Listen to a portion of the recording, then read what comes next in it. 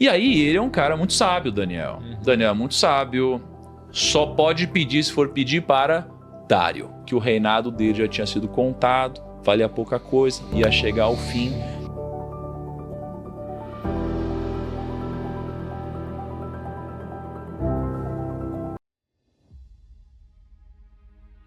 Um dos profetas, Isaías, ele é o maior? Isaías provavelmente é o... Para os judeus, o Elias está né? mais bem cotado como representante dos Novo Testamento profetas, é o Elias, mas Isaías tem toda a força dele. Um dia a gente precisa falar sobre ele, né? Sim. E aí, olha só, Kaique, agora a gente chega naquele grande momento que é... o Covos dos Leões. A Cova dos Leões. Cova dos Leões. Cara, a gente já ouviu várias vezes, né, sobre essa história, mas vamos entender ela mais profundamente. Uma expressão até, né? Então, olha o que acontece, ó. Covos dos Leões, Então, o Império Medo-Persa, eles vêm, assumem a Babilônia, viram dono de tudo aqui. Beleza. Primeira coisa que eles fazem, ó. Dário achou por bem nomear 120 sátrapas para governarem todo o reino. Os sátrapas seriam tipo... Governadores né? locais. Tá. E Ministros. colocou 3 supervisores sobre eles. Um dos quais era Daniel. E aí, agora ele teve uma posição ainda maior do que ele tinha Isso. na Babilônia. Então pegou e dividiu lá em 120 distritos, talvez? Isso, 120 distritos, regiões. Aí botou 3 ministros para cuidar desses 120 e desses Daniel... 3, cara, o que se destaca é Daniel, que de certa forma acaba ficando acima de todos ali, bom. né? E aí ele é um cara muito sábio, Daniel. Daniel é muito sábio. Todo mundo confia muito em Daniel porque ele é muito inteligente, ele dá bons conselhos, ele interpreta sonhos, ele tem um track record, tem um bom track record, não é? Só que o que acontece quando alguém cresce demais, cara? Ele vira um alvo, né? Ah, chama atenção, né? Chama atenção. E aí quando você chama atenção e você tá num ambiente onde as pessoas são dispostas a matar, o que as pessoas fazem? É ruim, né? Puxa o tapete, né? As pessoas puxam o tapete, não Fala é? mal. E aí elas bolaram um plano. Elas bolaram um plano e falaram, cara, a gente precisa tirar esse cara daí, meu. Esse cara não é possível, ele é muito folgado, esse cara é muito bom, esse cara cresce muito, não é possível, eu tô muito abaixo. E aí criaram um plano. E esse plano era um plano que, assim, pra ser bem sincero, lendo aqui, é um plano que me parece meio... Ruim. Cara, meio bobo. Tá bom. Me parece meio infantil, assim, esse plano. É um plano que uma criança faria. É um plano assim, aí o Rodrigo complementa aqui, mas assim, aprofunda, mas é um plano meio que assim, ó, durante 30 dias, ninguém pode pedir nada para outros reis ou outros deuses. Só pode pedir se for pedir para Dário. Aí você é o Dário e fala, beleza, então durante 30 dias só pode pedir coisa para mim, não pode pedir nada para outros deuses, outros reis e tal. Eles queriam trabalhar com a vaidade do rei também, né? Sim, eu entendo isso. Você fala, pô, Dário, imagina, o pessoal tá aqui pedindo um monte de coisa para outras pessoas, você é o rei, você é o cara, as pessoas deveriam só pedir coisa para você. Vamos por 30 dias combinar que só pode fazer isso? Vamos. Por que eles queriam fazer isso? Porque Daniel era um cara muito comprometido, fiel a Deus e tudo ele pedia a Deus. Ele não ia deixar de pedir algo para Deus, para pedir para ele não ia idolatrar outra pessoa e colocar no lugar de Deus. Então assim, foi isso que aconteceu, mas me parece meio assim...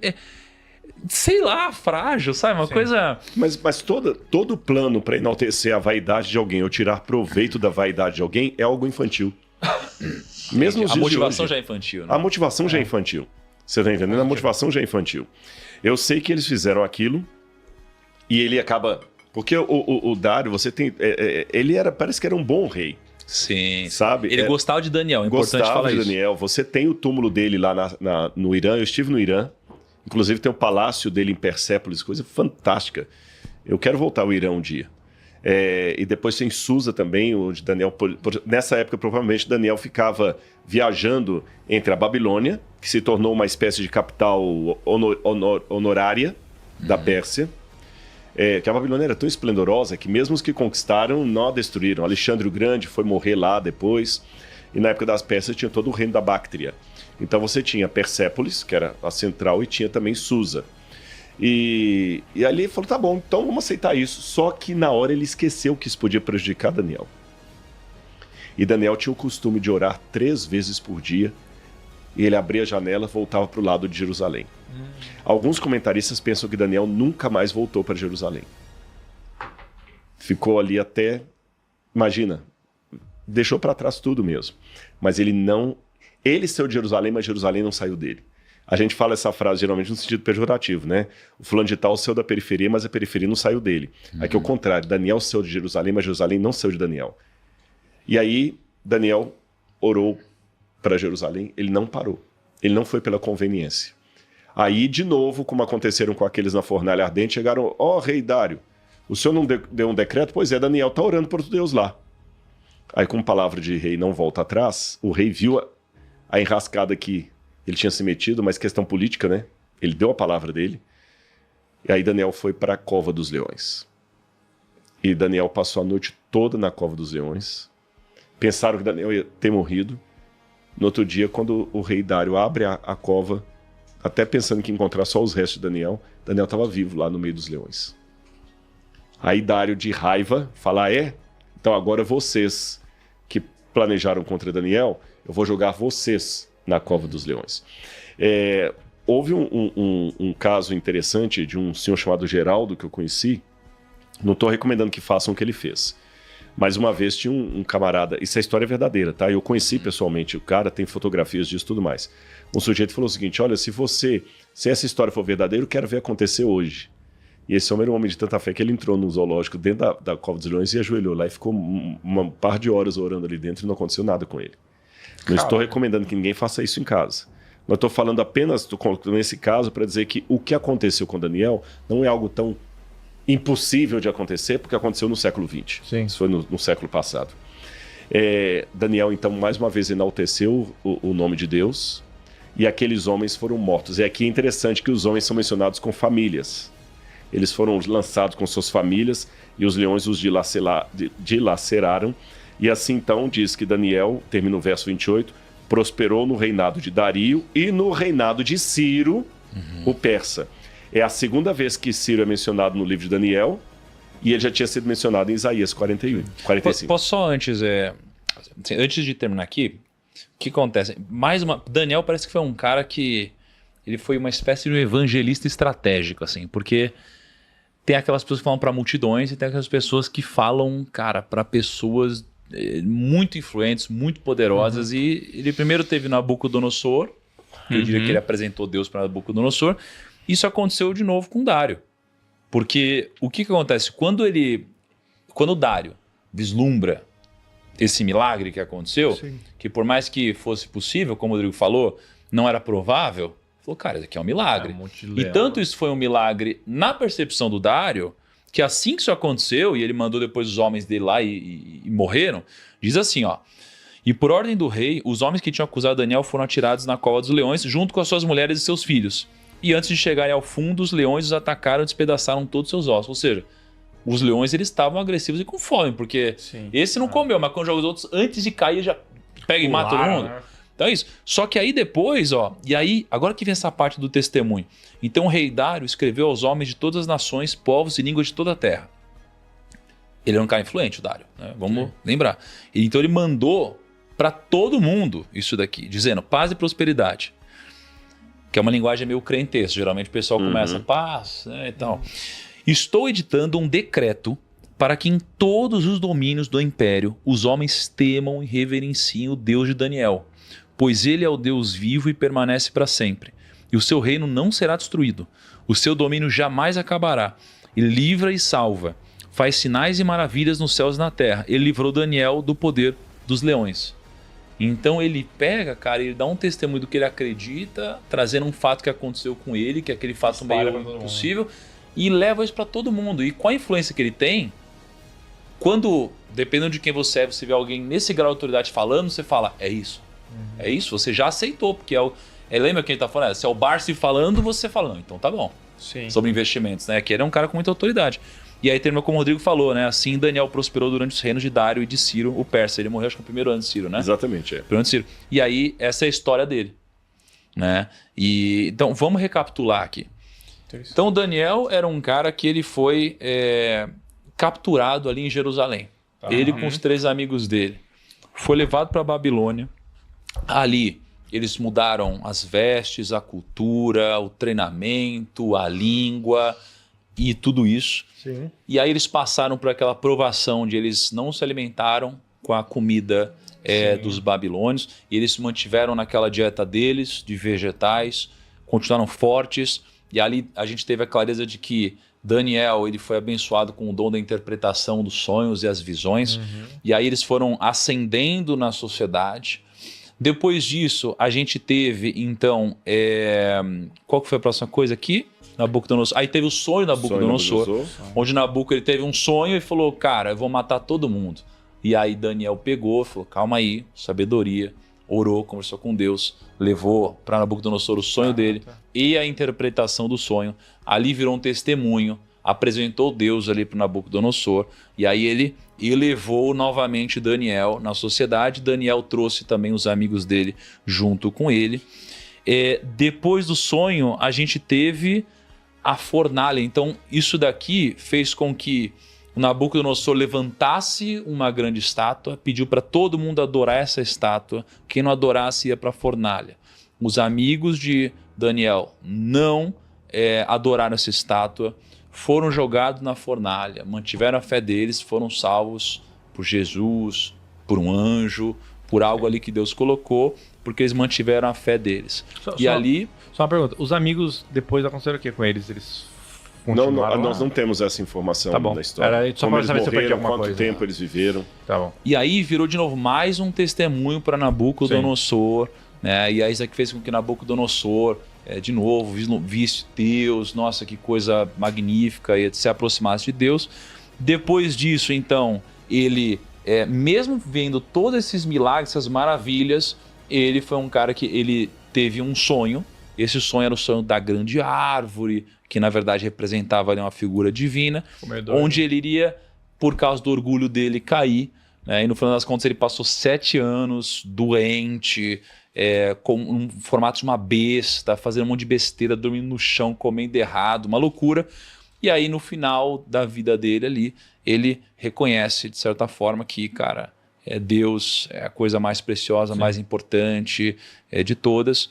E aí acaba então esse capítulo, aí depois tem a sucessão dele com o Beltesazar, certo?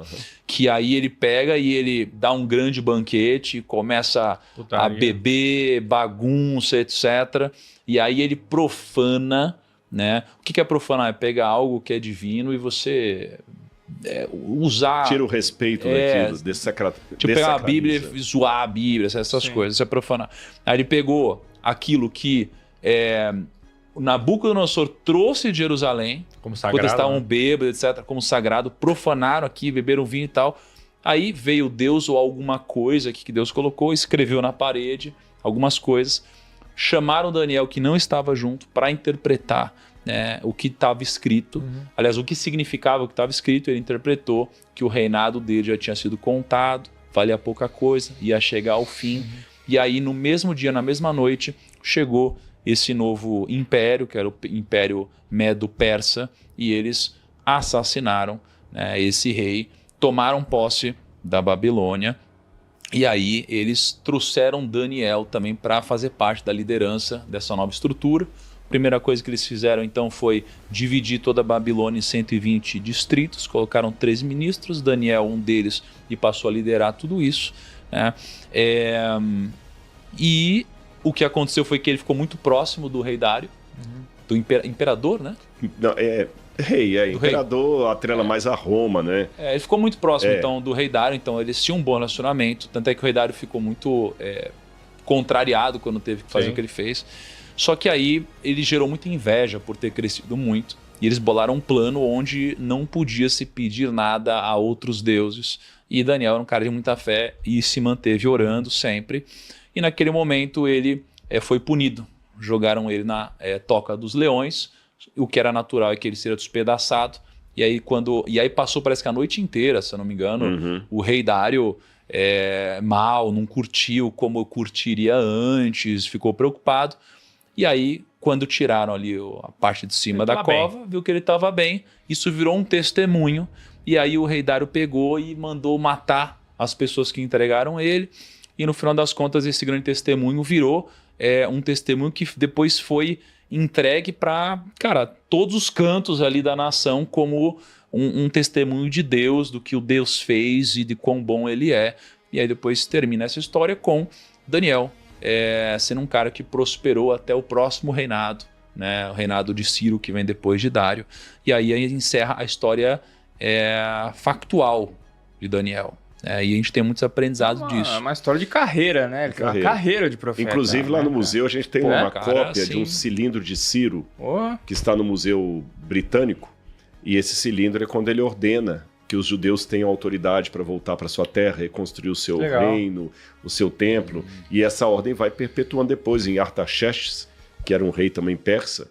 E aí que os judeus começam, em 457 a.C., a reconstruir o templo, o segundo templo. Por isso que a gente chama o segundo templo. Que é esse templo que você conheceu lá, não conheceu, porque só está o Domo da Rocha, né? Da época de Jesus, que Herodes vai embelezar depois. Agora, essa parte aqui é a parte histórica de Daniel. Na parte profética, que é do capítulo 7 até o 12, assim como na parte histórica tem uma profecia, a da estátua, né, que nós lemos aqui, na parte profética tem uma parte histórica, que é a oração de Daniel do capítulo 9. E pelo menos da minha parte eu queria encerrar com essa oração aqui, se vocês me permitem. Eu convido você que está em casa a ler depois o capítulo 9 de Daniel, essa oração, porque ela é muito linda. Daniel, ele ora a Deus e ele começa a entrar num estado de muita angústia. Por quê? Ele intercede pelo povo. E ela começou, só vou ler esse pedacinho para você. No primeiro ano do reinado do rei Dário, filho de Assuero, da linhagem dos Medos, que foi constituído rei sobre os caldeus, no primeiro ano do seu reinado, eu, Daniel, entendi pelos livros que, de acordo com o que o Senhor havia falado pelo profeta Jeremias, a desolação de Jerusalém iria durar 70 anos.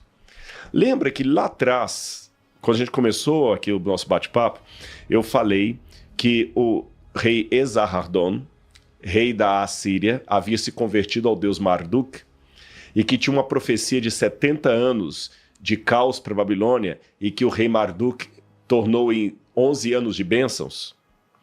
Então, olha o que acontece. Nessa época em Jerusalém, agora a gente finaliza como a gente começou, muitos judeus começaram a pensar assim, que até você fez uma correção no mundo dos negócios, que você falou assim, não é bem assim, no mundo dos negócios, às vezes, tem gente que é fiel a um conceito e ele é atacado pelos modistas. Você não usou essa expressão, né? A coqueluche agora é essa aqui.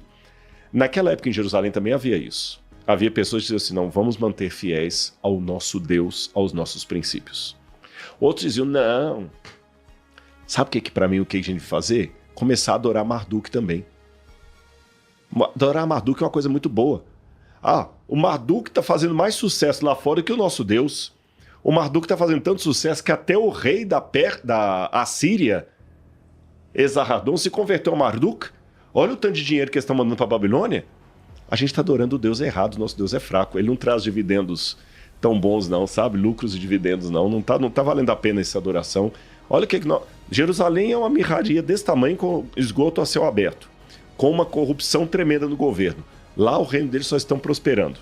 Imagina essa linguagem. Daniel cresceu escutando essa polêmica das praças de Jerusalém. Olha, eu tenho um amigo, comerciante que veio agora de Nínive. Diz que a cidade é fantástica.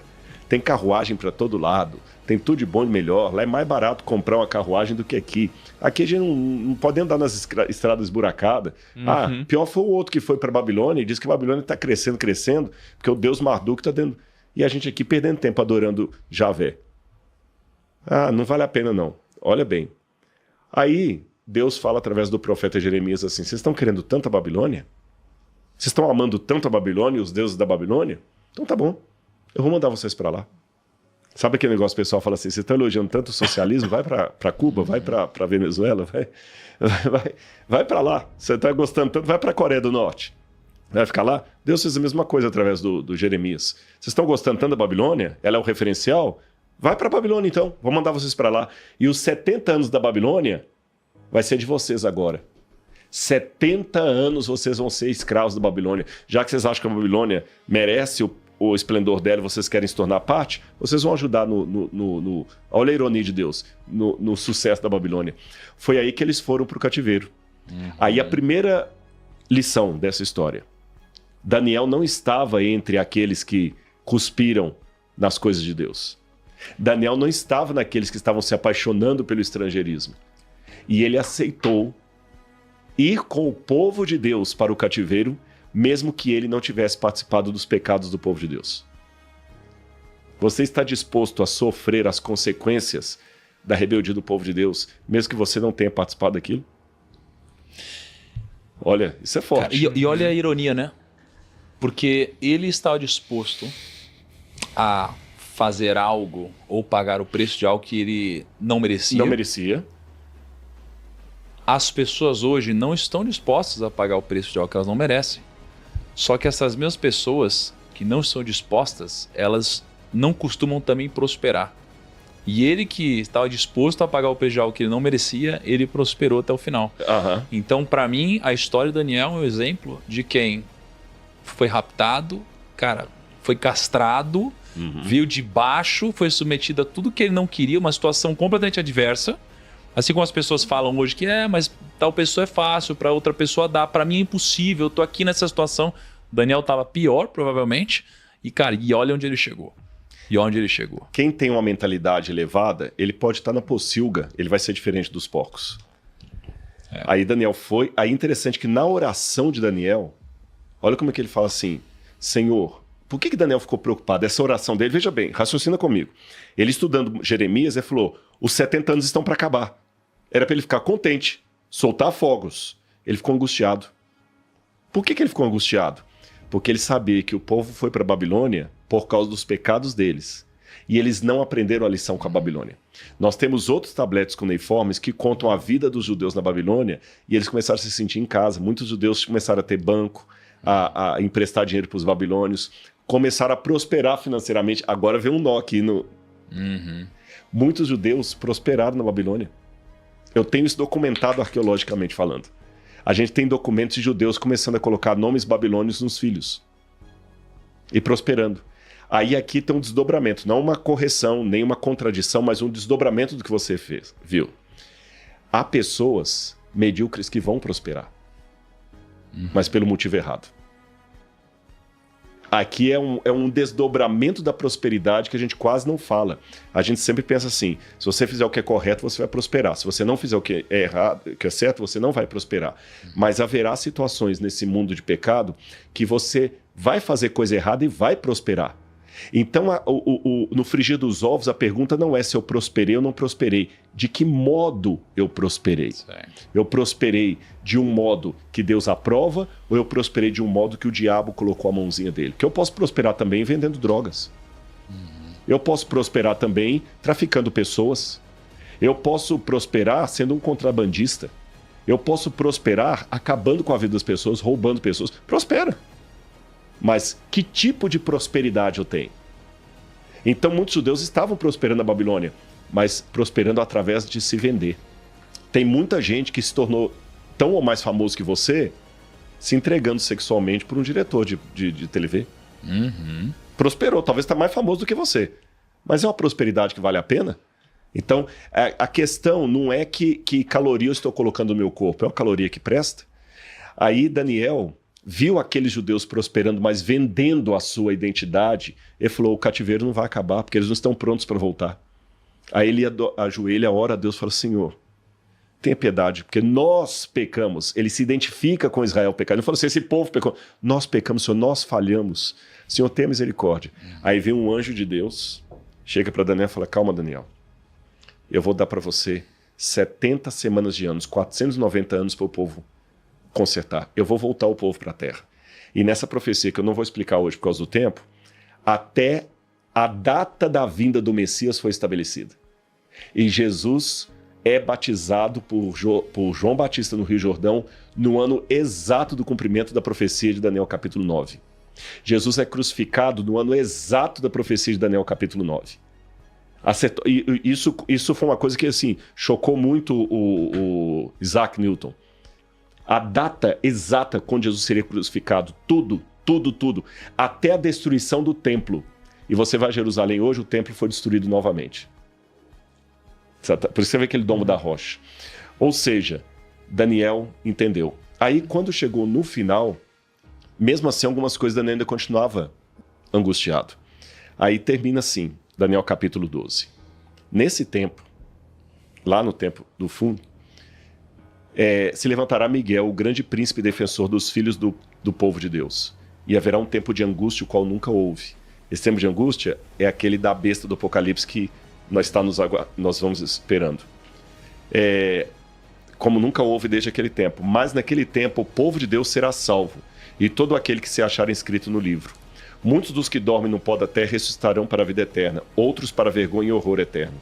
Os que forem sábios resplandecerão com o fulgor do firmamento, e os que conduzirem muitos à justiça brilharão como as estrelas, sempre e eternamente. Olha aí a responsabilidade sobre você. Né? Os que forem sábios resplandecerão como fulgor, e aqueles que conduzirem muitos à justiça brilharão como as estrelas. Olha a promessa de Deus para o PrimoCast. Quanto a você, Daniel, encerra as palavras e sela o livro até o tempo do fim. Muitos o esquadrinharão, muitos o lerão de um lado para o outro, e o saber se multiplicará. Até o tempo do fim. E noutra passagem que Deus fala, Daniel, essa profecia se refere a tempos ainda muito distantes. Daniel morreu sem ver o cumprimento de 90% do que Deus mostrou para ele. Mas hoje, lá no Museu do NASP, eu tenho aquela pedra com a inscrição de Nabucodonosor, que Daniel leu, fazendo parte de um outro museu, que está enaltecendo o que Nabucodonosor dessacralizou. O que Belsazar, fugiu a palavra, desonrou, né? Profanou. E hoje está aqui. E nós estamos vendo como a arqueologia, surgindo no final do século XVIII, ela começou a mostrar a realidade de Daniel, descobriu a Babilônia, descobriu as personagens mencionadas em Daniel, descobriu o contexto histórico de Daniel. A Bíblia continua aqui até hoje. O Deus de Daniel está aqui e mostrando que ele é o Senhor da história. Então, estudar Daniel e Apocalipse nos dá muita visão de vida. E para terminar, já que eu falei que Daniel é o Apocalipse do Antigo Testamento, o Novo Testamento, o Apocalipse de João, ele dialoga muito com Daniel. E qual é a grande mensagem de João para nós do século XXI? Caiu a grande Babilônia e se tornou covil de demônios de toda ave imunda. Sai dela, povo meu, para que não sejam cúmplices dos seus flagelos. Essa é a mensagem que está em Apocalipse capítulo 14 e capítulo 18. Caiu a grande Babilônia. Sai dela, povo meu. Então Deus fala, não fica apaixonado por Babilônia, não. Saia da Babilônia. O problema é que Babilônia tenta muito. Nem todo mundo quer voltar para Jerusalém. É melhor ficar no conforto do rio Eufrates a voltar para a cidade do Monte Sião. Mas eu prefiro a Nova Jerusalém, como diz o Apocalipse. Kaique, essa é pra você aí, cara. Você sai da Babilônia aí, cara. Eu não tô na Babilônia. Tá na Babilônia? Tá na Babilônia, cara. Aliás, a última coisa, sabe o que significa Babilônia? Vida É aí. interessante. A Babilônia, sabe de onde que a Babilônia surgiu? Nós não falamos essa informação importante pro pessoal. De Babel. Olha só. A Babilônia começou com a fundação da cidade de Babel. E Babel, em acadiano, significa Bab e Lu, o portal dos deuses. Mas a Bíblia, para mudar o nome, com ironia, ao invés de chamar de Bab e Lu, chamou de Bavel, que significa confusão. Então, a Babilônia, na verdade, é a confusão, porque lá começou a torre, a confusão dos povos. Olha só. Caramba. E Nabucodonosor tentou reconstruir a Torre de Babel, tá? Isso está documentado fora da Bíblia. Olha só.